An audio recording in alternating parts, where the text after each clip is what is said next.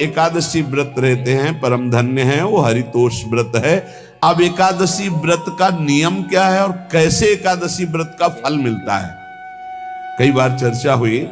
बहुत सुंदर शास्त्र प्रमाण के अनुसार श्री सनातन मुनि बोल रहे हैं, जिसे एकादशी रहनी हो और एकादशी का फल प्राप्त करना हो, उसको 3 दिन, एक तो दशमी और एक द्वादशी और फिर बीच में एकादशी, उसको 3 दिन संयम में रहना होता है, तब बीच की एकादशी का उसे फल प्राप्त होता है। जिसे एकादशी व्रत रहना हो उसका नियम है कि दशमी के दिन कांसे के पात्र का त्याग करें। वैष्णव सिद्धांत है कि कभी जिसमें मांस बना उस रसोई का भोजन न ग्रहण करे। मसूर की दाल, चना की दाल, कोदों और कोई भी शाक, शहद, दूसरों का अन्न, दोबारा भोजन और मैथुन, ये दशमी के दिन त्याग दे। एक बार दशमी के दिन भोजन करे 24 घंटे में, क्योंकि एकादशी रहना है। कांसे का पात्र, जिस रसोई में मांस बना उसके भोजन का त्याग, मसूर की दाल, चना, कोदो, शाक, मधु अर्थात शहद और दूसरे के द्वारा दिया हुआ भोजन और दोबारा भोजन और मैथुन क्रिया, इनका दशमी के दिन कभी भी प्रयोग ना करें। इन 10 वस्तुओं से वैष्णव दूर रहे दशमी के दिन। फिर एकादशी के व्रत में, जय श्री कृष्ण, ये पीछे तो हम वर्णन कर ही चुके हैं, कहीं नहीं आया यहाँ कुटू का वो कचौड़ी पकौड़ी और सिंघाड़ा का हलवा और सावा, ये दुनिया के खीर और सब। ये एकादशी के दिन किसी भी तरह की गेम आदि क्रीड़ा ना खेले। जैसे अब आज व्रत है तो बैठे हैं अपना मोबाइल में गेम खेल रहे हैं, ऐसा कोई भी क्रीड़ा नहीं, द्यूत क्रीड़ा, किसी भी तरह का गेम, ये सब खेल नहीं।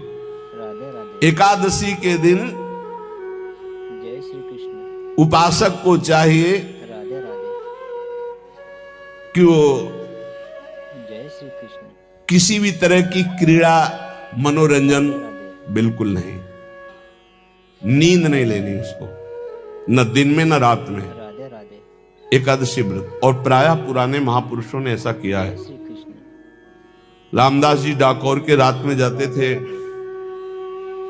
रणछोड़ भगवान के यहाँ कीर्तन करते थे जाकर, तभी तो भगवान उनके कीर्तन पर, उनकी भक्ति पर रीछ कर गाड़ी में बैठकर उनके साथ आए थे। पूरी रात जग कर कीर्तन करना, और दिन में तो सोना ही निषेध है।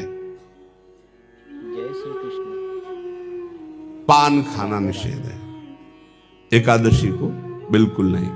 जो व्रत रह रहे, वृक्ष से तोड़कर जो दतून की जाती है एकादशी के दिन नहीं। दूसरे की निंदा करना, चर्चा करना नहीं, राधे राधे, अर्थात अधिकतर मौन व्रत धारण करे एकादशी के दिन। चुगली करना, कोई चोरी करना, वाणी से, शरीर से, मन से किसी को दुख पहुंचाना, भोग करना, मैथुन करना, राधे राधे, किसी के ऊपर गुस्सा करना, झूठ बोलना, श्री कृष्ण, एकादशी के दिन ये नहीं करना चाहिए। एकादशी को एक बार कुछ फलाहार शुद्ध, अगर आपके पास कोई व्यवस्था नहीं तो थोड़ा दूध है, जल है, राधे राधे, ऐसे आप लेकर, या थोड़ा सा फल ले, जय श्री कृष्ण, थोड़ा सा फल लेकर के प्राण पोषण, एक दिन में मर नहीं जाओगे। कितने तो निर्जला एकादशी रहते हैं, हर एकादशी निर्जला। पूज्य श्री मथुरा दास जी निर्जला ही रहते थे हर एकादशी। चलो भैया, आपकी सामर्थ्य नहीं तो जल 2-4 बार ले लो, एक बार थोड़ा सा दूध और फल ले लो, चल जाएगा काम, प्राणों का पोषण हो जाएगा। ये आचरण न करे और एक बार जय श्री कृष्ण, कुछ आहार ले ले, वो भी शुद्ध भगवद अर्पित प्रसाद।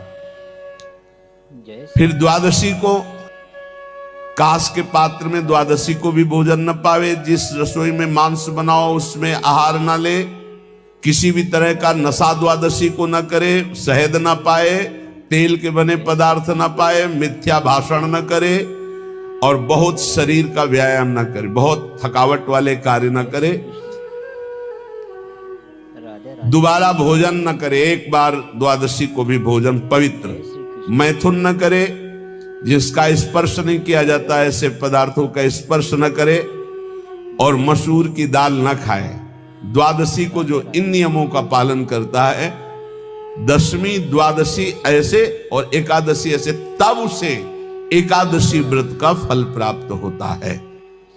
जय श्री कृष्ण। उपासक को चाहिए राधे राधे। कि इन नियमों से व्रत का अनुष्ठान करे, मनमानी आचरण न करे। सबसे प्रार्थना जो एकादशी रहते हो, राधे राधे। हरितोष व्रत इसे कहते हैं, भगवान की प्रसन्नता के लिए रहा जाता है, रहना चाहिए। जो अपनी आचार्य परंपरा में हैं, जैसे जिनका सिद्धांत है, पर रहने का सिद्धांत ये श्री सनत कुमार जी वर्णन, श्री सनक जी महाराज, ये सनत कुमार जी वर्णन की।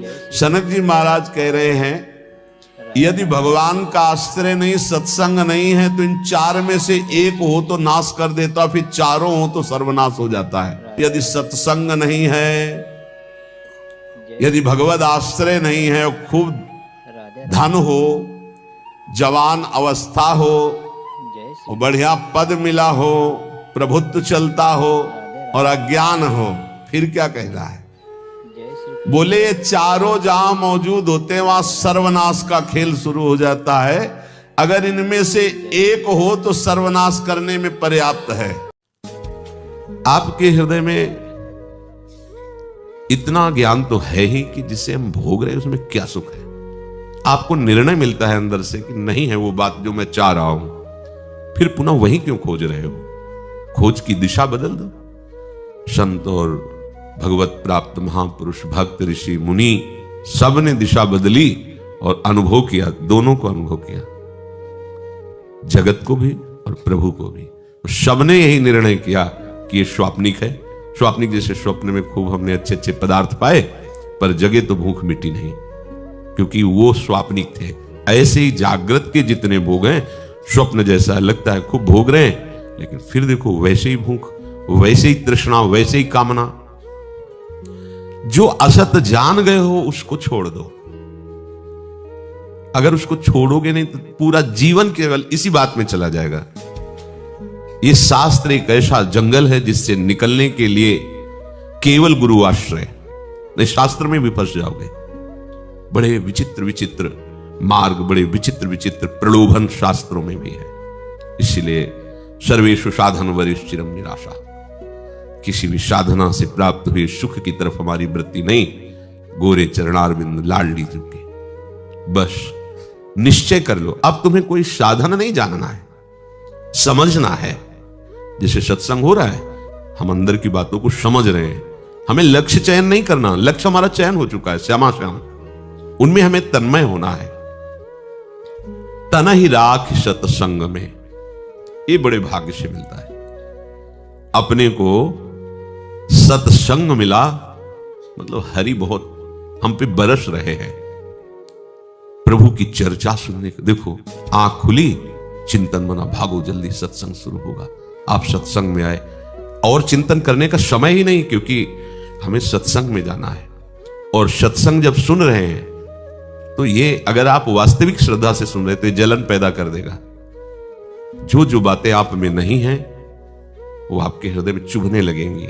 कब मेरे अंदर ऐसी बात आएगी जैसा सत्संग में सुन रहे हैं, और जो नहीं करना चाहिए वो चुभने लगेगा कि ऐसा मैं क्यों करता हूं, कब त्याग पाऊंगा, आखिरकार कब तक लगा रहूंगा इन भोगों में। सत्संग हमें प्रतिपल अपने आराध्य देव में तन्मय करने के लिए उत्साहित करता है।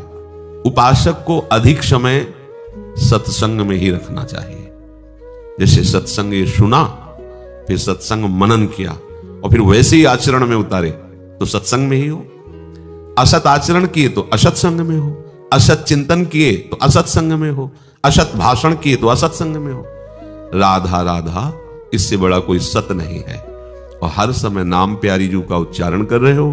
प्यारी जू के धाम, प्यारी जू की रूप, प्यारी जू की लीला, प्यारी जू की सेवा, ये हमारा जीवन है। हमें और कुछ जानना नहीं है, इसमें तन्मय होना है। अब जो शास्त्रों की परमार्थ संबंधी चर्चा है उसे हमें सुनना है, उससे हमारा मनोमल नष्ट होता है और अध्यात्म बल बढ़ता है। अगर आप श्रद्धा से सुनेंगे तो आपका मनोमल वासना नष्ट होती है और उपासना पुष्ट होती है। पर हमें साध्य के विषय में अब कुछ नहीं जानना। साध्य संबंधी निर्णय करने का अब हमारे लिए कुछ नहीं बचा।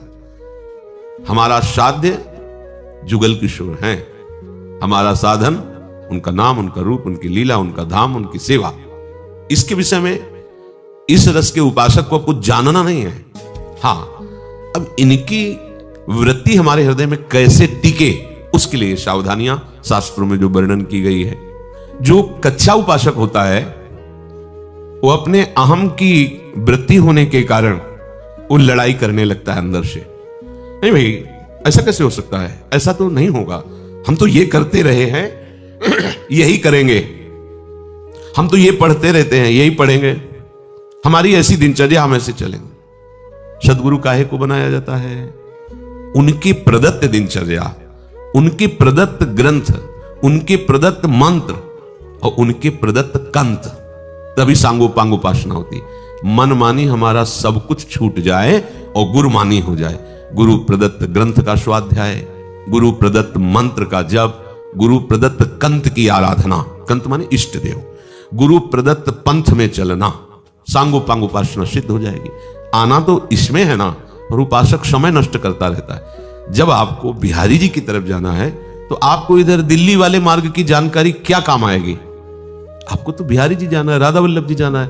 तो अगर बिना जानकारी के भी कदम बढ़ाओगे तो आगे आगे बिहारी जी आपको लेते चले जाएंगे, अपने तक पहुंचा देंगे, बिना जानकारी के भी पहुंचा देंगे। वो ऐसे कृपालु हैं, किसी न किसी रूप में आके, हाँ अब बिहारी जी जाना चाहते हो, हाँ हाँ वो उधर मत मुड़ना, इधर चले जाओ। वो आपको जगत गुरु हैं, किसी न किसी रूप में आके बता देंगे। उपासक को जब हम ये प्रमाणित करके कहते हैं तुम कितना स्वाध्याय करोगे, कितना करोगे? अभी एक इतना बड़ा बॉक्स रखा होगा, छाती से इतना बड़ा बॉक्स, जिसमें ग्रंथ ही ग्रंथ रखे हैं। जब नैष्ठिक ब्रह्मचारी थे ना, यही चलता था। सब जहां तक पहुंच हुई, गीता पृष्ठ और भी पृष्ठों से संपादित, बंबई आदि से कई, उनसे सब ग्रंथ मंगा मंगा कर स्वाध्याय किए। ब्रह्म चिंतन की पुष्टता करने वाले दार्शनिक ग्रंथों का भी स्वाध्याय दर्शन हुआ। सब करके हम तुम्हें बता रहे हैं। समय नष्ट मत करो। सबका सार एकमात्र आराध्य देव में तन्मय होना है। तन्मयता की तरफ तो कदम नहीं बढ़ा रहे हो। अन्य अवलंबन, अन्य चिंतन, अन्य भाव, इसको बनाए हो, कैसे आपकी बात बनेगी? अगर आपका लक्ष्य है इसी जन्म में भगवत प्राप्ति, तो समय नष्ट मत करो। आपका साधन निश्चित हो चुका है और आपका साध्य निश्चित हो चुका है, बस आप चल दो। अर्थात आज्ञा को अपने आचरण में उतारो तो आपका हुआ सत्संग, और यदि आज्ञा को नहीं उतारा तो हो गया कुसंग।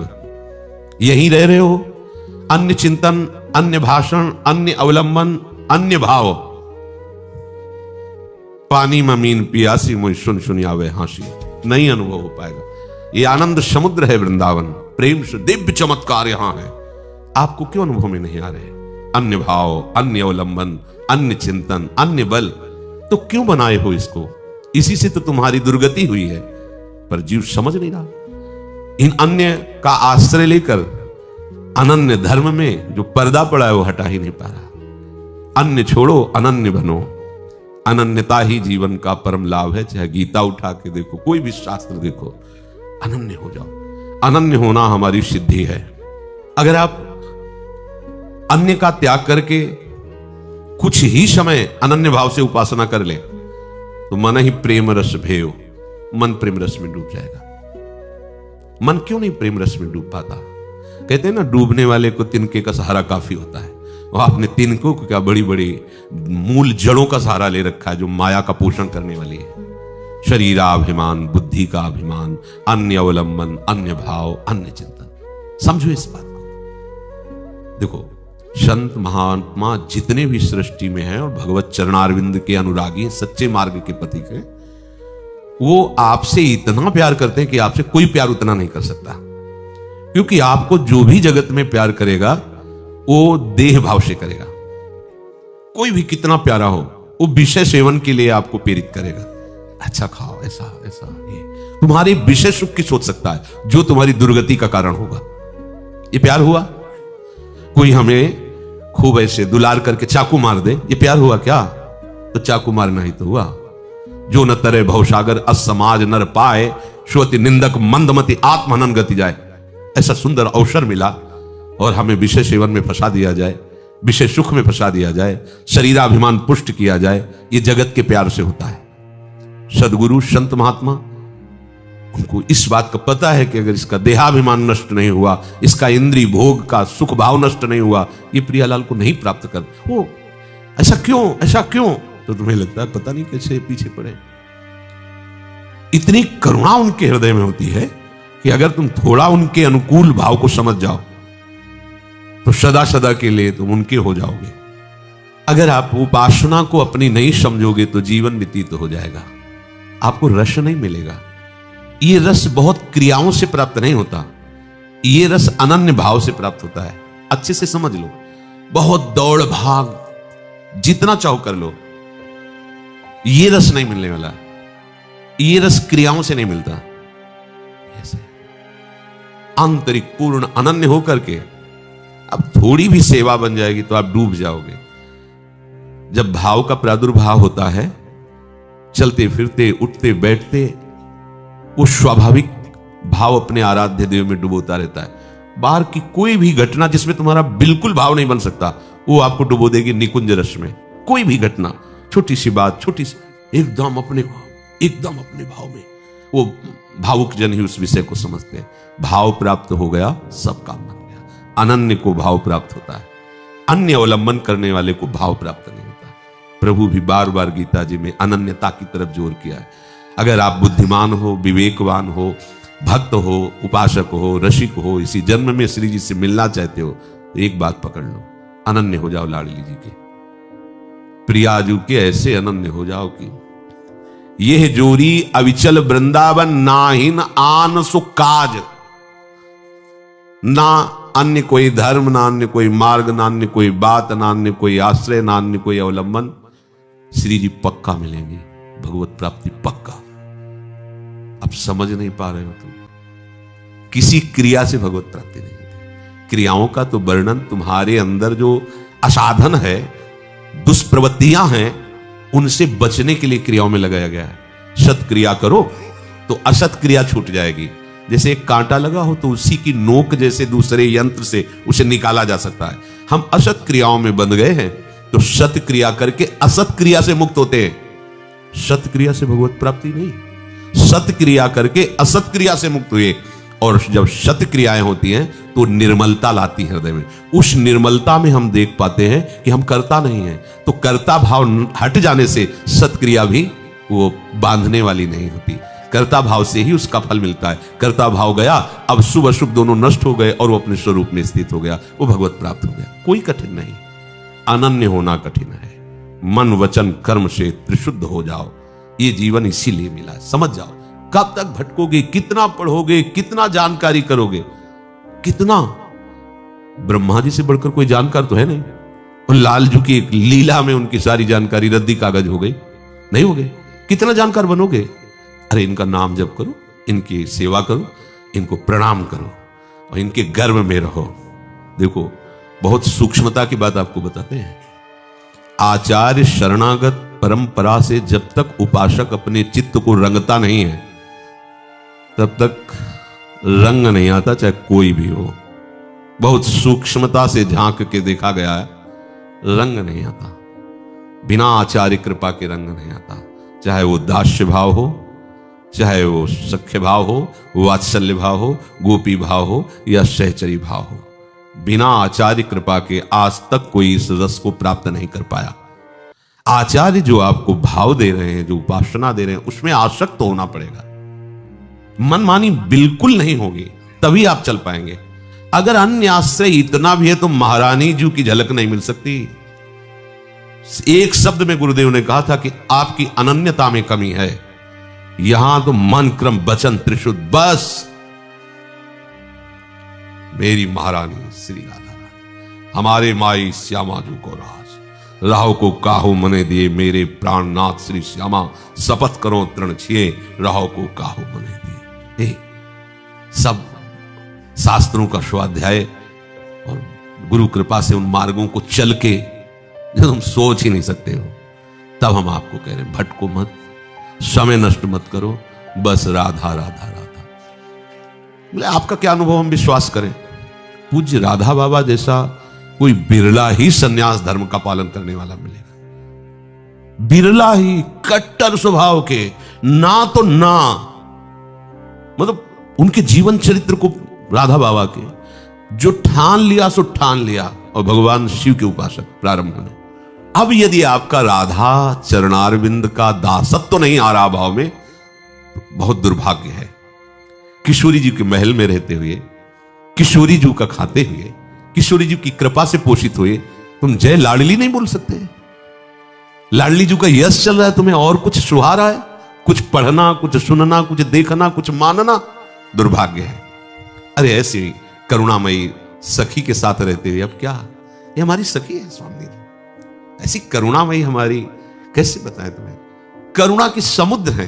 भटको मत, अटको यहां अटकने से काम बनेगा, भटकने से नहीं। ये हम अपने घर की बात करें, आप लोगों के लिए कह रहे हैं कि जो आप नित्य वृंदावन सेवन सत्संग सेवन, आपसे बढ़कर सौभाग्य ब्रह्मा जी का भी नहीं है। मान लीजिए ये भटकन मिटा दो, ये अन्य जगह, यहां अटकन ठीक है, लाडली जी के चरणों की अटकन में ही सारी हमारी बात बन गई। ये श्रीमद चतुराशी जी, ये जो प्रिया प्रीतम के पद हैं, ये सिद्ध निकुंज की कुंज हैं। एक एक पद में ऐसी शोभा, ऐसा विलास, ऐसा महारस भरा है कि जब दरवाजा खुलेगा ना इस निकुंज का, वाणी जी रूपी निकुंज का, डूब जाओगे फिर। और कुछ मैं तू तेरा मेरा, ये मान्यताएं, ये आग्रह दुराग्रह सब मिट जाएगा, बाढ़ आ जाएगी। अगर कोई प्यासे हो हम और हमें एक गिलास पानी पिला दे, तो जीवन में जब वो सामने पड़ेगा तो एक बार तो ऐसे हो जाएगा, इसने कभी पानी पिलाया था, मैं बहुत प्यासा था। श्री जी तुम्हें वो वास दे रही है, तुम्हें सब सुविधाएं दे रही, अपने पास बुलाने के सारे योग दे दिए, और तुम इतने अकृतज्ञ हो, तुम इतने मलिन अंतःकरण के हो कि पशु से भी गिरे हुए हो। अगर एक पशु को यहां दरवाजे पर 2 साल रोटी बराबर डाल दो, वो दरवाजे से नहीं जाएगा। आप डंडा मारोगे, कोंको करके उधर जाएगा, फिर आके समय से बैठ जाएगा, यहां से हमें टुकड़ा मिलता है रोटी। लाडली जो आपको परम अमृत नाम दे रही है, परम अमृत अपने चरण दे रही है, अपनी सेवा दे रही है, तुम ऐसे अकृतज्ञ हो। ऐसी लाडली से भी अपने भाव को हटाकर अन्य ग्रंथ, अन्य पंथ, अन्य चिंतन, धोखा मत करो। आप भूलो मत, ये ब्रह्म के भी ब्रह्म है हमारे प्रभु, और ऐसे तत्व के तत्व को भी अपने अधीन रखते, ऐसी हमारी लाडली जो तत्व है। बस अंदर ही भर लो लाडली जू के भाव को अपने हृदय में। श्री राधा जुग चरण निवास, हमारी बाह्य और आंतरिक स्थिति दोनों केवल लाडली जी के चरणों में हो, अभी आनंद की प्राप्ति हो जाएगी। जितने भी ग्रंथ पंथ संत, सब महात्माओं का एक ही उद्देश्य, शरीर संसार को भूलकर आराध्य देव में मगन होना है। बात अगर समझ में नहीं आएगी तो चाहे जितना श्रवण करते रहो, हाथ कुछ नहीं आएगा। जन्म के जन्म व्यतीत इसीलिए हो जाते हैं, जो कहा गया ना भगवत प्राप्ति के लिए कई जन्म साधना, इसीलिए हो जाते हैं। नहीं तो तुलसीदास जी कई जन्म की बात नहीं कह रहे हो, कह रहे हैं अब वहीं सुधरे आज, बिगड़ी जन्म अनेक की, अब वहीं सुधरे आज वही राम को। कितनी कृपालु हमारी लाडली जी, जिसके हृदय में कभी भी स्वार्थ बुद्धि का नाश होकर के प्यार कहीं, तो वो प्यार प्रकाशित हुआ है, वो फिर और कुछ नहीं जानता और कुछ नहीं मानता। कुल धर्म ज्ञान व्रत कर्म सब कुछ नहीं, उसको बस यही सुहाई देता है जिससे मेरा प्यारा मुस्कुराए, जिसमें वो आनंदित रहे। बस अगर मेरे नरक जाने से उसके मुख में मुस्कुराहट आती, मैं कभी स्वर्ग या परम पद नहीं चाहूंगा। प्यार का स्वरूप होता है। अरे हमें क्या जानना है, हमारी श्री जी बस हमारी लाडली जी। पर यह बात तभी होती है जब अन्य आश्रय नहीं रखो। पर हमारी श्री जी तो इतनी भोली कि अन्य आश्रय रखने वाले को भी मिल जाती है। देखा ना, वो अपनी पत्नी का आश्रयवृत्ति से किशोरी लाडली जी मिल गई। अब हमारे जीवन में कोई अन्य अवलंबन, अन्य क्रिया, अन्य चेष्टा, अन्य भाव, अन्य आश्रय, ये श्री लाडली जी के गोरे चरणारविंद में बैठ जाओ। पद गाते हुए ऐसी भावना करो कि श्री जी हमारे पास है, क्योंकि नाम बाणी जहां श्याम श्यामा था। एक कोई ब्रजवासी चरवाहा गायों को जो चलाता था, उसको एक पद याद हो गया था, बनी श्री राधा मोहन जी की जोड़ी। एक रसधारा बाणी है, उसमें लिखा हुआ है। महाप्रभु उस समय मदन टेर में विराजते थे। वो बनी श्री राधा मोहन जी की जोरी, इंद्र नीलमणि श्याम मनोहर, सात कुंभ तनु गोरी, ये पूरा पद। तो जब पद की लाइन दूसरी उठानी होती तो अंतराय होता है 1-2 सेकंड, उसमें उसको नूपुरों की ध्वनि सुनाई दी। तो पीछे मुड़ के देखा तो गलबहियां दिए हुए प्रिया प्रीतम। इतने सुंदर स्वरूप, नौ किशोरी। कोई साधना नहीं थी, गाय चलाता था। बस चतुरासी जी का एक पद, बनी श्री राधा मोहन जी की। पीछे रूप समुद्र का उगाहन। कितने सहज हैं हमारे स्वामी। बरसंत में सहजाद्भुत सौख्य धाराम, सुभग सुंदरी सहज सिंगार, सहज शोभा सर्वांग प्रति, सहज रूप वृषभानुनंदिनी, सहजानंद कदमिनी, सहज विपिन वर उदित चंदनी, सहज केली नित नित नवल, सहज रंग सुख चैन, सहज माधुरी अंग प्रति मोपे। सब कुछ सहज है हमारी लाडली जी का। हाथ जोड़ के खड़ा हो, उनका सुनो, हमारा एक काम करोगे? ये क्या हुआ? चतुरासी जी सेवा प्रदान कर रही प्रिया प्रीतम की। ये जो आप फल स्तुति में पढ़ते हैं ना, निरखय जुगल किशोर भोर और रैन न जाने, पिए रूप रस मत भयो कछ मन ही नाने, प्रेम लक्षणा भक्ति होए ही आनंदकारी, और वृंदावन वास सखी सुख के अधिकारी। प्रिया जी जो अपनी सखी को आदेश करती वही उसको आदेश कर रही। सुनो, एक काम करोगे? जी। मदन टेर में हरिवंश चंद्र जो विराजमान, उनसे कह दो हमारा कढ़ी और महाप्रसाद पाने का, चावल पाने का मन है। ले पूर्ण काम प्रिया प्रीतम के हृदय में कामना प्रकट हो गई। ये प्रेम की महिमा है। वो तुम चिंता मत करो, तुम्हारी गाय यही रहेंगी। प्रिया प्रीतम वहां विराजमान है। भाग की मदन टेर में आया, महाप्रभु के चरणों में पड़ा। 9 किशोरी 9 किशोर भूख लगी, उनको कह रहे कि कढ़ी चावल है। महाप्रभु की दृष्टि में तो तुम्हें प्रिया प्रीतम मिले। हाँ, वो एक पद गा रहे थे ना, बनी श्री राधा मोहन जी की जोड़ी। महाप्रभु ये एक एक शब्द जो है श्याम श्यामा मैं है चतुरासी जी। महाप्रभु भोग बना के ले गए। प्रिया प्रीतम ने भोग पाया और अपना उच्छिष्ट उसको भी, जो ग्वारिया था उसको भी। ये ऐसे रीझने वाले हमारे लाडली लाल हैं, ऐसे ठाकुर हैं। यहां पसीना चुआने की थोड़ी जरूरत है।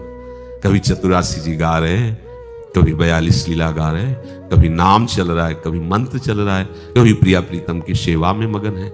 और क्या जानना है, और क्या पाना है? ये जो सत्संग है ना, ये आंतरिक मल का त्याग कराने के लिए है। अगर आपका मन प्रेम रस में नहीं भींज रहा है तो सत्संग किस बात के लिए हो रहा है? तन ही रा के सत्संग में तो मन ही प्रेम रस भयो। महाप्रभु पहले दोहे में कह रहे, सब सोहित। वही उपासक है जो किसी से भी कुछ ना चाहे, पर अपने पास जो कुछ है जरूरत पड़े तो सबकी सेवा में लगा दे। आवश्यकता पड़ने पर वो उसकी वस्तु है ऐसा मान के लगा दे। सब सुहित, सब जीवन सो प्रीति पर रीति निभाता। अपनी अपनी रीति है, किसी से कुछ ना चाहना। देखो कहां हो आप हमारे रस में। अपनी रस रीति है, प्रिया प्रीतम से भी कुछ ना चाहना। औरों की तो बात जाने दो, क्योंकि प्रिया प्रीतम से, वो तो हमारे दुलार से पोषित हैं, उनसे क्या मांगू? तो आप किससे पोषित हैं? उनकी कृपा से। हम उनकी कृपा से पोषित हैं और वो हमारे दुलार से पोषित, हमारे प्यार से पोषित है। ये उपासक को अनुभव होता है। सब शोहित पर निष्काम मति। सब जो भी सामने आपके आता है, आप उसका सम्मान कीजिए। आप उसको सुख देने की भावना से वचन, चेष्टा, धर्मपूर्वक, लेकिन आपको उससे कुछ लेने की कभी भावना ना आवे। यह हमारे उपासना का स्वरूप है। सुख देवे को चावचित, सब सो हित निष्काम, सब सो हित निष्काम मति। और आपकी जीवन का लक्ष्य हो जाना चाहिए अखंड वृंदावन वास। ये हमारे रस की, हमारी उपासना की वृत्ति है। अगर वृंदावन वास नहीं हो रहा तो वृंदावन के सिवा आपका कोई आश्रय नहीं होना चाहिए। जहां भी आप रहते हो, जब आपको समय मिले तो आप भाग करके वृंदावन आओ। जैसे देश परदेश में काम करने गए व्यक्ति को जब छुट्टी मिलती तो अपने घर आता है, ऐसे तुम्हारा वृंदावन आश्रय हो जाए तो वृंदावन वास के समान ही तुम्हें फल प्राप्त होगा। श्री वृंदावन विश्राम, हमारी विश्राम भूमि वृंदावन धाम है। और राधा वल्लभ लाल को हृदय ध्यान मुख नाम, ये हरिवंश नाम का फल है, राधा वल्लभ नाम में प्रीति होना, क्योंकि हरिवंश के प्राणाराध्य राधा वल्लभ लाल। तुम्हारी जिह्वा में बस जाना चाहिए राधा वल्लभ, राधा वल्लभ। राधा ही है वल्लभ जहां, वो राधा वल्लभी उपासना। वल्लभ माने सबसे प्यारा, सबसे प्रीतम। राधा ही है सबसे प्यारी, राधा वल्लभ। एक भाव ये हुआ, राधा ही है वल्लभ जहां, ये राधा वल्लभी उपासना। और राधा वल्लभ जुगल उपासना। राधा तुम्हारी जिह्वा का अभ्यास बन जाए, उठते बैठते चलते फिरते आपको पता भी न चले, आपके मुख से निकलने लगे राधा राधा वल्लभ, तब जानना कि आप उपासना के रंग में रंग रहे हैं। भूल से भी कोई और नाम, कोई और शब्द नहीं आना चाहिए। राधा राधा, अरे बहुत बड़ी बात है, बहुत बड़ी बात। राधा राधा। यदि उपासक भगवत कृपा का आश्रय लेकर अंतःकरण की गति को आराध्य देव की तरफ कर दे, तो बहुत शीघ्र उसे परमानंद का अनुभव हो जाए। प्रभु कह रहे हैं, योन्तः सुखोन्तरा रामस तथांतर जीवतिरेव यः स योगी ब्रह्म निर्वाणम ब्रह्मभूतोदिगच्छति। जो उपासक केवल परमात्मा में ही सुख वाला है, अपने आराध्य देव के सुख में निमग्न है। चिंतन, आठों पहर चिंतन। कैसी बुद्धि मारी गई है, शरीर को मैं मानकर हम अपना जीवन केवल बर्बाद कर रहे हैं इंद्रियों की विलासता में। कुछ उपासक तो नींद को ही अमृत पद माने हुए हैं। बस अधिक से अधिक सोना हो और रसेंद्री के अनुकूल भोजन मिले, बस हमारा जीवन कट जाए। बस ये जीवन काटने के लिए मिला है। अरे ये भव बंधन काटने के लिए मिला है। जीवन को व्यतीत थोड़ी करना है। जीवन का जो परम लाभ है वो हमें लेना है। जो हमारे नहीं है, हमारा स्वभाव, हमारा अंतःकरण, हमारी इंद्रियां, हमारा देह, इनको हमने अपना मानकर इनके सुख के लिए घोर बंधन स्वीकार कर लिया। ये मनुष्य जन्म इसी भ्रम को मिटाने के लिए है। ये हमारे नहीं है, प्रकृति के हैं। हम प्रभु के अंश, प्रभु हमारे हैं। इसलिए हमें कभी भी विश्राम मिलेगा, किसी भी जन्म में, किसी भी युग में, किसी भी कल्प में, तो प्रभु में मिलेगा। चाहे जितना उपाय करके देख लो, भोग के देख लो, संग्रह करके देख लो, अशांति ही रहोगे, हाथ कुछ नहीं लगेगा। बार बार जन्म, बार बार मृत्यु, कब तक भोगते रहोगे। साधु की, उपासक की, साधक की एक दिनचर्या होती है। ऐसा नहीं होता कि मनमानी आचरण। आपकी दिनचर्या सही नहीं तो आपका भजन कहां से सही होगा। आपका जब पेट साफ रहेगा तो आप आराम से प्रसन्न मुद्रा में भजन कर सकते हैं। आपकी आंतों की सामर्थ्य समोसा, चटनी और ये मूंग का हलवा, ये विविध प्रकार के पदार्थ पचाने की नहीं है। ये उनकी है जो बहुत मेहनत करते हैं, किसान हैं, सेवा कार्यरत हैं। आपको तो बस मूंग की दाल या घिया की सब्जी और 2 रोटी प्राण पोषण के लिए चाहिए। प्रसाद पाने के बाद आपको लगे कि मैं अभी 2 रोटी पा सकता हूं, इतने में बंद कर दो, क्योंकि हमें पानी भी इसमें डालना है, वायु के लिए भी खाली रखना है, पूरा यहां से नहीं ठांस लेना है। इसके बाद तुम घूमो वैद्यों के पास कि कब्ज है, पेट में गर्मी है, धातु रोग हो गया है। ये सब लक्षण तुम्हारी प्रमाद स्थिति के हैं। मनमानी आचरण। भागवतिक सत्संग के साथ साथ आपकी शारीरिक दिनचर्या के भी सत्संग हुए हैं। ऐसा नहीं कि ऐसी बात पहली बार बता रहे हैं। कब्ज रहेगा तो स्वाभाविक वीर्यपात हो जाएगा। आप गलती के आचरण करेंगे तो नस नाड़ियां इतनी शिथिल हो जाएंगी कि बिना किसी प्रयास के वीर्यपात हो जाएगा। नाना प्रकार की मन की जो वृत्तियां हैं उनको रोकने के लिए पहले हमें थोड़ा शरीर को स्वस्थ रखना है। स्वस्थ रखने का मतलब चर्बी बढ़ाना नहीं है। हल्का भोजन, साधक हो आप। प्रभु के भोग में सब कुछ बन रहा है, वो पा रहे हैं, उनकी महिमा है। हम इतना ले लेते हैं, प्रसाद भी हो गया, अपना जीवन यापन करते हुए भजन कर रहे हैं। कम भोजन, बिल्कुल कम नहीं, पर कम भोजन, ये हमारी आध्यात्मिक शक्ति को बढ़ाता है। अधिक भोजन सात्विक हो तो भी तमोगुण बन जाता है। दूध सात्विक है, आप थोड़ा लेंगे सतोगुण प्रकट करेगा, वो आप अधिक मात्रा में ले लेंगे, वही सतोगुण बढ़ाने वाला तमोगुण बढ़ा देगा, प्रमाद स्थिति या ला देगा। पेट साफ नहीं हुआ और डालते चले जा रहे हो तो क्या होगा? आंतों में वो जलन ताप ऐसा पैदा होगा कि प्लास्टिक की तरह खड़ा हो जाएगा मल, और वही आपके फिर गुदाद्वार रोग और भी कई तरह के रोग। आप समझते नहीं। अरे भजन करने के लिए हमें जो अध्यात्म में चलना है, हमारी ये शरीर रूपी गाड़ी स्वस्थ होनी चाहिए। प्रारब्ध वशात अचानक कोई भयानक रोग आता है, वो हमें प्रभु सामर्थ्य देते हैं, नाम भगवान सामर्थ्य देते हैं, हम जिनका जप कर रहे हैं। लेकिन हम प्रमाद स्थिति में, तुम इनको पदार्थों को अच्छा समझते हो क्या? प्राण पोषण के लिए केवल जरूरत है, और ऐसा मत समझे कि अच्छे पदार्थ खा, काहे को तुम मन के चक्कर में फंस रहे हो? संयम से चलो। देखो, यदि आप गंदी बातें करोगे, गंदी हरकतें करोगे, तो विश्व में कोई ऐसा वैद्य नहीं कि आपको ब्रह्मचारी दवा से बना दे।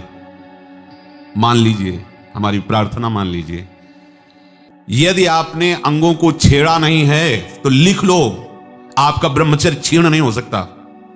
मानसिक चिंतन गंदा, प्रक्रियाएं आपकी गंदी, खान पान आपका ठीक नहीं, तो एक रोक के आप देखते जाना, आपको भजन में रुचि क्या, शरीर को नहीं संभाल पाओगे।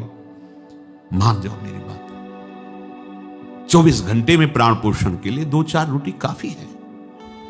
अरे संतों ने तो कई कई दिन भोजन नहीं मिला है, भजन एक तार चला है। आप भजन के लिए आए हो, भोजन बट वो क्या भाई, भोजन के लिए थोड़ी आप आए हो, भजन के लिए।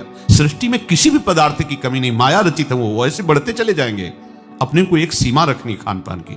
अधिक भोजन करने वाला, स्थूल प्राण वाला, चंचल मन वाला कभी भजन में नहीं रुचि हो सकती। सूक्ष्म भोजन वाला, सूक्ष्म प्राण वाला, सूक्ष्म मन वाला भजन करता है। मान लीजिए आप लोग पता नहीं इतने भोजन के पीछे क्यों पड़े। आपके पेट में कब्ज, 2 दिन उपवास रहे, नहीं पाना है भाई, नहीं जगह है, पानी पानी अपने आप साफ हो जाएगा। नहीं, भोजन 3 टाइम डालना है। ऐसी कोई औषधि बनी है क्या कि आपको पथ्य करते रहो, मनमानी आचरण करते रहो, आप ठीक हो जाओ? अगर बाई चांस किसी को ऐसा कब्ज है तो बताया है आपको, इस वर्षों सेवन की हुई औषधि, जब कभी ऐसा लगा तो छोटी हर 1 चम्मच और 1 चम्मच इसबगोल की भूसी उसमें मिला लीजिए। शाम के 200 ग्राम 250 ग्राम गुनगुना दूध से ले लीजिए। ये ऐसी है कि आपको बार बार परेशान नहीं करेगी, पर ये धीरे से आपके कब्ज को, क्रम को नष्ट कर देगी। जो अंदर बना हुआ कब्ज है वो धीरे धीरे कई दिनों तक बराबर लेते रहिए। पकवान, गरिष्ठ पदार्थ ये उपासक के लिए वैसे ही अनुकूल नहीं, भले कब्ज ना होती तो भी अनुकूल नहीं। आप मूंग का हलवा पाएंगे, आप बादाम पिस्ता पड़े हुए पदार्थ पाएंगे, आप भजन करेंगे कैसे? मतलब क्या केवल रसेंद्री की तृप्ति ही हमारा उद्देश्य है क्या? आप यदि गलत क्रिया नहीं कर रहे हैं और आपका पेट साफ है तो विश्वास मानो, ये ब्रह्मचर्य वो चीज नहीं कि स्वाभाविक नष्ट होती जाए।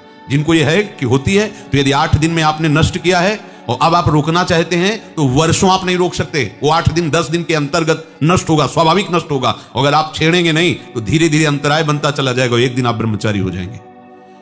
अगर आप कोई ऐसी गलत क्रिया करते हैं, गलत आहार करते हैं, तो ही ऐसा है। नहीं, ये कोई ऐसी नहीं कि स्वाभाविक प्रवाहित होता रहे, ऐसा नहीं।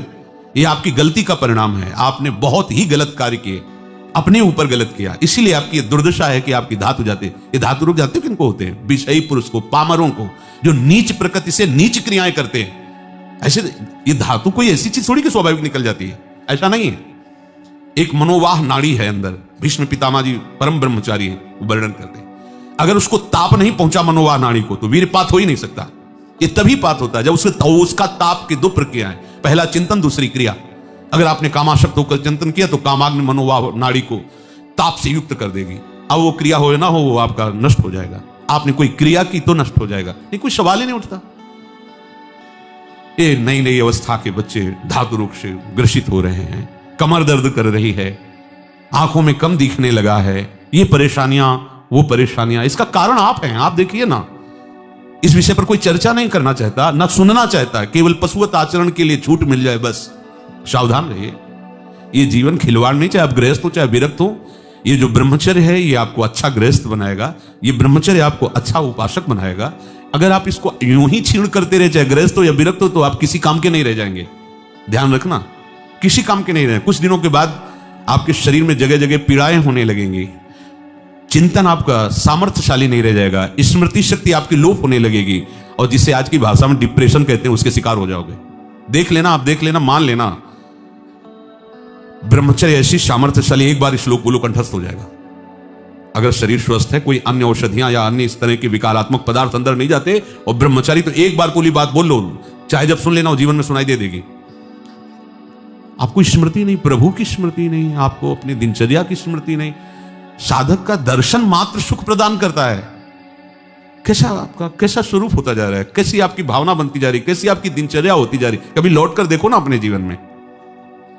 सबसे प्रार्थना है, केवल प्राण पोषण के लिए ही भोजन है, स्वाद के लिए नहीं है। ये इंद्रियों के विषयों में मत फंसो। कुछ दिन तो आप ऐसा करके देखो। अब ऐसा भी नहीं कि हट करके आप शरीर को नष्ट करने वाला चेष्टा शुरू कर दो, वही आधी रोटी पाएंगे या ऐसा नहीं, तो कई दिन चलेगा। युक्ताहार विहार से उचित भोजन करो। कई बार कहा है, शरीर को यदि कमजोरी महसूस हो रही तो दूध ले लिया, नहीं महसूस हो रही तो हाथ जोड़ दिया। नहीं आवश्यकता नहीं, जब होगी तो ले लेंगे, घर ही तो है ना। आवश्यकता है फल ले लीजिए, नहीं आवश्यकता है नहीं डालेंगे शरीर में। फल क्यों डालें, जरूरत नहीं तो हम क्यों डालें। जितनी आवश्यकता उतना भोजन पाया, नहीं तो राधे श्याम और पाइए आप। हमारा एक बार से काम चल जाता है, भोजन से नहीं पाना 3 बार बाल भोग राजभोग, सब क्यों आप इस पे परेशान हो रहे। ऐसी ये दिनचर्या आप लोगों की कोई भी हो ठीक नहीं है। आप भगवदाकार वृत्ति नहीं कर पाएंगे। जो अधिक भोजन करने वाला है वो मानसिक निरंतर नाम जप नहीं कर सकता, पक्का नहीं कर सकता। बातें बनाने से नहीं होती, जब मार्ग में चला जाता है तब पता चलता है। अगर आप अभी सावधान नहीं हुए तो आगे चलकर आपका शरीर और गिरेगा अवस्थागत, और भी रोग आ सकते हैं। फिर आप क्या करेंगे। मन प्रभु में नहीं लगाए तो फिर आप क्या करेंगे। गया ना जीवन। हमें वर्तमान में अपनी साधना का फल देखना है। आगे भगवत प्राप्ति होगी, प्रेम में डूबेंगे, वो प्रभु जाने। हमें वर्तमान में ये फल देखना है कि मेरा हर समय भजन होता है कि नहीं होता। जो उपासक केवल भगवत सुख में मगन रहता है, हमारा सबसे बड़ा साधन का फल है स्मृति। निरंतर हमारा चिंतन, चेष्टाएं, मनन, कथन, श्रवण मेरे प्रभु का ही होता है कि नहीं। प्रमाद स्थिति वाला कर सकता है। पेट बढ़ता चला जा रहा है, चर्बी शरीर की बढ़ रही, उठने झुकने में परेशानी, भजन करोगे। ये ऐसा क्यों हो रहा है, बिना आहार के हो रहा है क्या। अभी चलो आप ठीक से, अभी सूख जाओगे, तो अपने आप सही हो जाओगे, तुमको कोई दवा खाने की जरूरत नहीं है। आपका तप बढ़ेगा, आपकी पवित्रता बढ़ेगी, आपका तेज बढ़ेगा, आपका भजन बढ़ेगा। अल्पा आहार करो, शांत प्रसन्न रहोगे। देखो ना, जब पेट साफ हो और शरीर स्वस्थ हो, शांत एकदम, मन बुद्धि एकदम सतोगुण में स्थित है, आनंद आ रहा है। 2 रोटी दोपहर के लिए ली, 2 रोटी शाम के लिए ली, खूब भजन करो। बनने को कुछ भी बने, यही तो खास बात है। हर वस्तु उपस्थित है, लेकिन आपको केवल अपने जीवन पोषण के लिए लेना है। यह थोड़ी कि सब कुछ है। यही आपकी जितेंद्रियता की परीक्षा है। जो अच्छे पदार्थ बने उनकी अच्छी भावना मत रखो, वो तुम्हारे भजन के नाश का कारण बनेंगे। ये हम अनुभव की बात कहते हैं। हृदय में अगर हमारा सदैव आराध्य देव का चिंतन है तो प्रभु भी भय या नाश नहीं कर सकते। यद्यपि वो मंगल भवन है, उनके द्वारा कभी ऐसा होता ही नहीं, पर फिर भी यदि हृदय में चिंतन है तो कह रहे हैं कि जो उपासक केवल अपने प्रभु में रमण करता है, केवल अपने प्रभु के सुख वाला है, केवल अपने प्रभु में रमण करता है। ये समझना होगा कि कभी तुम्हें विश्राम नहीं मिलने वाला। यदि अगर ये जीवन में बात नहीं आई अपने प्रभु में रमण करना, तो ये इंद्रियों के द्वारा कितना भी भोगों में रमण करते रहो, कभी विश्राम मिलने वाला नहीं, आज तक नहीं। बड़ा भ्रम बैठा हुआ है, बड़ा भ्रम बैठा हुआ है। जब हमारे सामने अच्छे पदार्थ आते हैं तो वैराग्य शाम टाइम के लिए काम करता है, शाम के नहीं पाएंगे। अभी जब सामने भोग उपस्थित होता है तो कल के लिए वैराग्य का, आज भोग लेते, कल से जीवन में नहीं भोगेंगे, बस आज तो। वो सच्चा उपासक आज छोड़ता है, कल नहीं, कल के लिए। आज नहीं, अभी नहीं, कल देख लेंगे, आज नहीं, अभी नहीं। कच्चा उपासक आज और अभी भोगता है, कल के लिए वैराग्य रखता है। सच्चा उपासक आज और अभी के लिए वैराग्य धारण करता है, कल के लिए छोड़ देता है प्रभु के ऊपर। कल देखेंगे प्रभु का जैसा विधान होगा, आज तो नहीं। तब वो आज तो जुवति तेरो बदन आनंद भर्यो, फिर वो आज में पहुंचता है। हमारी दशा क्या है, आज वो वर्तमान के सुख को भोग लेते हैं, कल वैराग्य धारण कर लेंगे। अभी आए, अभी पा लेते हैं, शाम के नहीं पाएंगे, चल जाएगा। अभी नहीं पाना, जिसके लिए मन टूट पड़ा उसके लिए नहीं पाना। ये मन के चक्कर में फंसकर कभी विश्राम नहीं मिलता। श्री गोस्वामी जी, तुलसीदास जी महाराज कह रहे, कबहू मन विश्राम न मान्यो, रात दिन ये भोगों में भोगने पर भी ये विश्राम नहीं मानता। इसके भ्रम को मिटा दीजिए, ये बड़ा भारी भ्रम है। ये खा लें, ये देख लें, ये सूंघ लें, ये छू लें और ये भोग लें, फिर भजन हो जाएगा। ये भ्रम हटा दीजिए। ये कभी विश्राम नहीं मानने वाला, इसको हट करके ही हटाना होगा। चाहे आज हटाओ चाहे कल हटाओ, कल हमारे हाथ में नहीं, आज अभी इसी क्षण हम सुधार करें। राधा राधा राधा श्री जी का चिंतन करते हुए हमारी ये गलती पहली मिटनी चाहिए कि आज अभी वर्तमान में आए हुए सुख को भोग लेते हैं, कल देखेंगे। ये साधक का लक्षण नहीं है।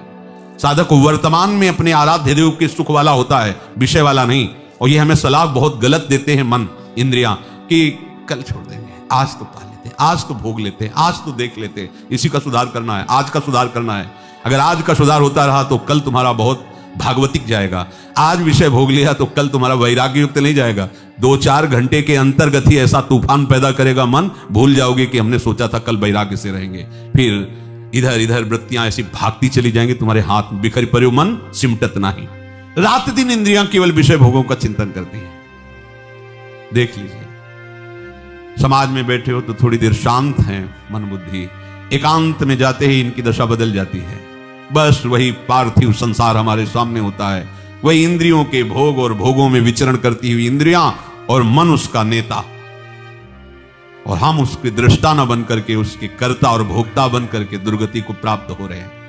ये बड़ा, अगर ये बात तुम्हारे मन में बैठ जाएगी ना तो ऐसी मुमुक्षुता जागृत होगी, ऐसी जिज्ञासा जागृत होगी, ऐसी व्याकुलता जागृत होगी कि प्रभु के सिवा विश्राम कहीं मिलेगा ही नहीं। और हम लोग सुन लेते हैं और राजी इसी में कब छूटे, कब कौन सा विषय सेवन करें।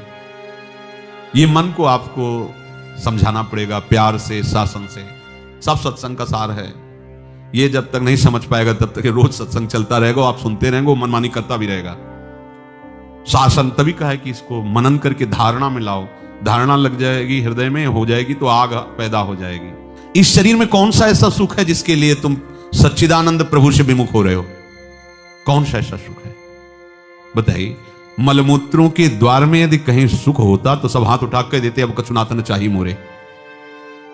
बिना ऑपरेशन के समझ नहीं पाओगे क्या है, कहां क्या है, किस सुख के लिए तुम्हारा मन मनन कर रहा है कि अगर ये मिल जाए तो मैं कृतकृत्य हो जाऊं। कौन सा ऐसा सुख है, क्या है? विचार करके देखो, इस शरीर में कौन सा ऐसा अंग है जो सच्चिदानंद सुख प्रदान करेगा? जिन अंगों को छूने के बाद कई बार रज लगाया जाता है, उन अंगों में तुम सुख की कल्पना करते हो। मांस पेशियां, रक्त, हड्डी, ये जाला बना हुआ है। कितना भ्रम बैठा हुआ है, कितना भ्रम गंदा बैठ गया है कि सुखों के भोगता बनने के लिए हम क्या अपनाने के लिए तैयार हैं। चलो धर्म की पूर्ति के लिए प्रवृत्ति मार्ग में, निवृत्ति मार्ग में क्यों? क्या है, क्या मन से ऑपरेशन करके देखो, है क्या? क्या है? दुर्गंध निकलते हुए द्वारों से युक्त ये देह है। यही छीक देर को दलित दूर है, खखार के थूको। कान में गए थे, इतना इतना निकल रहा मल। कौन सी ऐसी जगह है? नीचे के द्वार तो मल के ही हैं, फिर आसक्ति किस बात की जा रही है? भगवान की माया की कितनी दुरंत सामर्थ्य आप देखो। किस बात की आसक्ति है? किससे आसक्ति कर रहे हो? कहां सच्चिदानंद प्रभु का नाम रूप लीला धाम, और कहां ये नासवान दुर्गंध युक्त शरीर। और उसी शरीर को कहते हैं कि हम तुम्हारे बिना जी नहीं सकते। हाँ, जन्म जन्म तक भगवान के लिए नहीं कहते कि नाथ में जन्म जन्म तक आपका, हाँ, यत्र यत्र हम जन्म कर्म के नहीं, जन्म जन्म तक हम साथ। 2 मिनट टिकने की सामर्थ्य नहीं है, अगले ही सेकंड में वो कहां जाएगा जीव कुछ पता नहीं। फालतू में व्यर्थ का बकवास। बोले हमारा आपका साथ तो जन्म जन्म का है। ले विधाता को फेल कर दिया और जन्म जन्म। सावधान रहो, ये माया की चाल है। हम बिल्कुल एकदम सहज भाषा में आपको बोल रहे हैं, श्लोकों से, संस्कृत से और पदों से एकदम सहज भाषा में आपको बता रहे हैं अपने घर वाली बातें। किसमें आ सकते हैं? कौन सा ऐसा द्वार इस शरीर में है जो आपको सुख प्रदान कर सकता है? कौन सी ऐसी वृत्ति तुमने पाल रखी है जो आपको प्रभु से विमुख कर रही? क्या है? सब उपासक उपासिका गृहस्थ विरक्त बैठो, क्या है? क्या? एक केवल मन का विलास, मन का विलास। कबहू मन विश्राम न मानो। कभी ये विश्राम माना किसी भोग से? कब तक इसके पीछे दौड़ते रहोगे? एक बार इसकी खिलाफत कर लो, एक बार इससे हटो और शास्त्र और गुरु की आज्ञा में चल के देखो। अमृत पद तुम्हारे हाथ में है, दूर नहीं है। ध्यान दीजिए, कह रहे हैं कि ऐसे ही तैसी, ऐसे प्यारे गुरुदेव, ऐसे प्यारे स्वामी श्री हरि हैं। उन्होंने शास्त्रों में संतों के मुख पे बैठ के तुम्हें समझाया है। अब ज्यादा पढ़ने की जरूरत नहीं है। कुएं खोदते खोदते मर गए, एक चुल्लू पानी नहीं पिया तो क्या तुम्हारा श्रम कफल हुआ? कुआं खोदते खोदते मर गए, पानी एक चुल्लू नहीं पिया, पढ़ते पढ़ते मर गए, चल एक कदम नहीं पाए, क्या हुआ? ज्यादा नहीं, जानकारी ज्यादा नहीं, चलना ज्यादा अच्छा है। तुलसीदास कब तृषा जाए, सर खनते जन्म सिराने। खोदते खोदते मर गए, कभी पानी। व्याख्या और पढ़ना और वाह वाह, अनुभव 1 मिनट का नहीं, परमार्थ का। क्या हुआ? प्यास तो बुझी नहीं, खोदते खोदते मर गए, क्या हुआ? ये शास्त्र स्वाध्याय सत्संग, इसका फल है भगवदानंद। मरने के बाद नहीं, वर्तमान में नहीं आ रहा तो त्रुटि है, संभालो। नहीं, वर्तमान, ये वो सुख नहीं है कि भविष्य में मिलेगा। ये कर्मों का फल जैसा नहीं है, ये भगवदानंद है। वर्तमान में डुबोएगा और भविष्य आपका भगवत स्वरूप होगा। और भूत भूत बन के उड़ जाएगा, वो तुम्हें परेशान नहीं करेगा। भूत तो सब नष्ट हो जाएगा, भविष्य तुम्हारा भगवत स्वरूप होगा। वो वर्तमान में भगवदानंद में डूबना, नाम कीर्तन वाणी लीला गुण गायन। प्रभु जैसा कोई हमारा हितैषी नहीं, कोई हमारा मित्र नहीं है। एक बार गंगा किनारे भ्रमण कर रहे थे तो एक शव को घसीट कर कुत्ते जन बाहर लाए थे, बहुत से कुत्ते थे। देख रहे थे क्या हालत है। ये वही शरीर है जिसको इतना सजाया गया। बार बार मन को दिखा रहे थे कि देख देख, ये वही शरीर है, वही अंग है जिनके स्मरण में, जिनके संयोग में महासुख का अनुभव करने की लालसा से जीव अपने जन्म को हार जाता है। सावधान, ये गति है इस शरीर की। अरे प्रत्यक्ष देखते हो, जला दिया जाता है, वही तुम्हारा शरीर है। शरीरों के आकर्षण से बच जाओ तो बहुत जल्दी परमानंद की प्राप्ति होगी। ये आकर्षण से हटो, कुछ नहीं है, कुछ नहीं। मांस पेशियों की हड्डी पर बनावट है, ऊपर से चमड़े का लेप है, अंदर बदबूदार सब भरा हुआ है, कुछ नहीं है। केवल माया ने भ्रम पैदा कर दिया है। शरीर और शरीर के द्वारों में हमें सुखानुभूति, केवल भ्रम, केवल अविद्या, केवल मोह। और ये साधारण नहीं, बड़े बड़े के ऊपर भी इसका प्रभाव बनता है माया का। अगर प्रभाव नहीं तो वो केवल हरि चरण आश्रित, हरि चिंतन परायण है, तभी बच सकता है, अन्यथा नहीं। तो एकमात्र प्रभु के रमण में ही सुख का अनुभव करने वाला, और एकमात्र केवल अपने प्रभु के ही ज्ञान वाला। हमारी जानकारी का विषय श्यामा श्याम है, बस। सब जानकारी धीरे धीरे शांत हो जानी चाहिए। हमारी जानकारी बस श्यामा श्याम, नख शिकलो अंग महात्मा, और उन्हीं का चिंतन, उन्हीं का दुलार, उन्हीं में हमारा चित्त निरंतर रमण कर रहा है।